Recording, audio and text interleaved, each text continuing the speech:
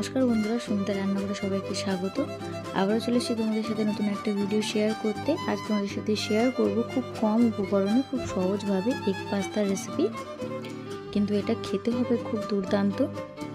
এই পাস্তাটা বানানোর জন্য প্রথমে আমি একটা সসপ্যান নিয়েছি। সসপ্যানে দিয়ে দিলাম বেশ কিছুটা জল। এবার জলটা একটু ভালোভাবে গরম হয়ে যায়।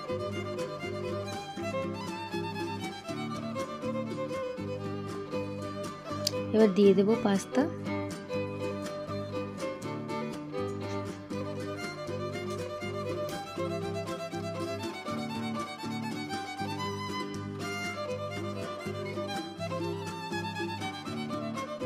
পাস্তাটা এবার ভালো করে সিদ্ধ করে নেব।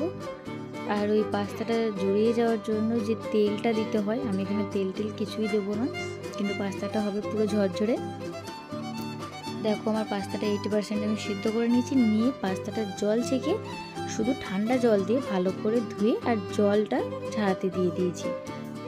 এবার পাস্তাটা বানানোর জন্য আমি প্রথমে দুটো ডিমের ভুজিয়া বানিয়ে নেব। তার জন্য অল্প একটু সাদা তেল দিয়েছি। তেলটা ভালোভাবে গরম হয়ে গেছে। আর দুটো ডিম আমি শুধু লবণ দিয়ে ফেটিয়ে নিয়েছিলাম, সেই ফেটানো ডিমটা আমি দিয়ে দিয়েছি ভাজতে।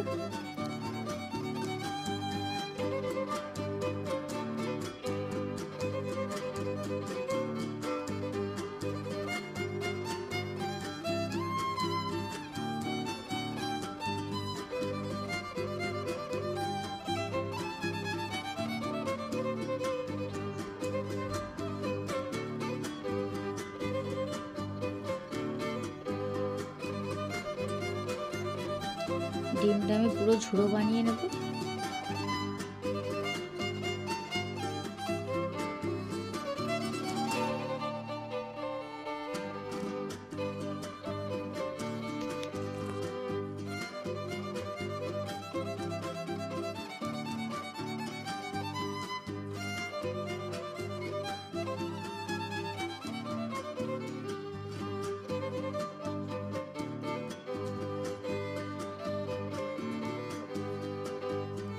দেখো ডিমটা একটু বড় বড় করে ঝুড়ো করে নিয়েছি আমি।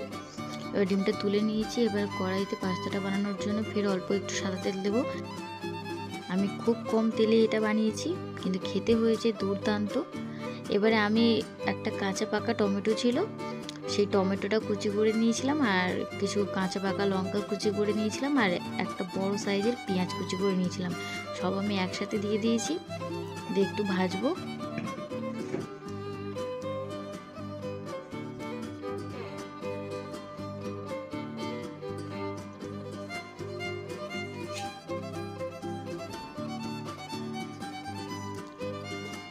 এবার বেসিক কিছু গুঁড়ো মশলা দিয়ে দেবো, পরিমাণ মতো লবণ,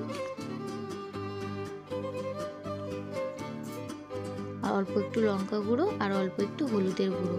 ব্যাস, আর কিছুই দিতে হবে না। এবারে পেঁয়াজ টমেটোটা হালকা একটু নরম হয়ে আসুক।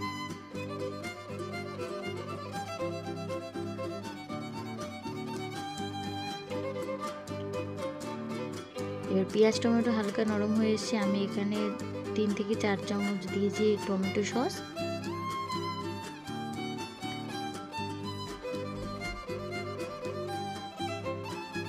আর দিয়েছি 2 চামচের মতো সয়া সস।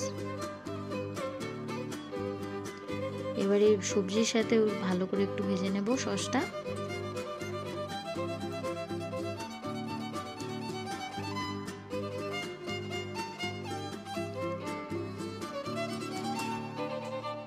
দেখো সবজির সাথে সসটা আমি ভালোভাবে ভেজে নিয়েছি।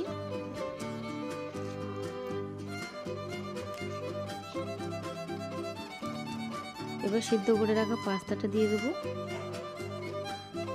দেখো আমার পাস্তাটা কতটা ঝরঝরে হয়েছে। আমি কিন্তু ঠান্ডা জলে আরও একবার পাস্তাটা ভালো করে ধুয়ে জলটা ঝরাতে দিয়েছিলাম।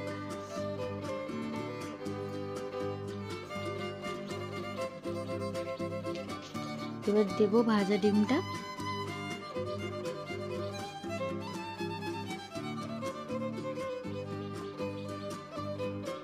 এবার পাস্তাটা 3 থেকে 4 মিনিট একটু ভালো করে মশলার সাথে একটু ভেজে নেব।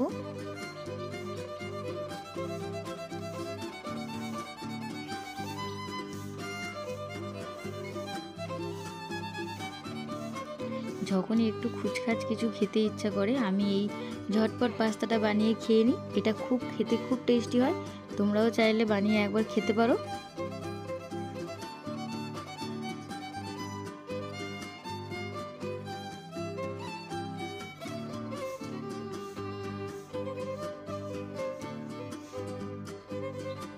এবার তোমরা চাইলে এখানে অনেক রকমের ভেজিসও অ্যাড করতে পারো, আমি কোনো সবজি এখানে দিইনি তাড়াতাড়ি রান্নাটা করার জন্য। এই ভিডিওটি যদি ভালো লাগে তাহলে like, comment, share and subscribe করতে ভুলো না। আবারও দেখা হবে নতুন কোনো ভিডিওর সাথে, ততক্ষণ সবাই সুস্থ থাকবেন, ভালো থাকবেন, ধন্যবাদ।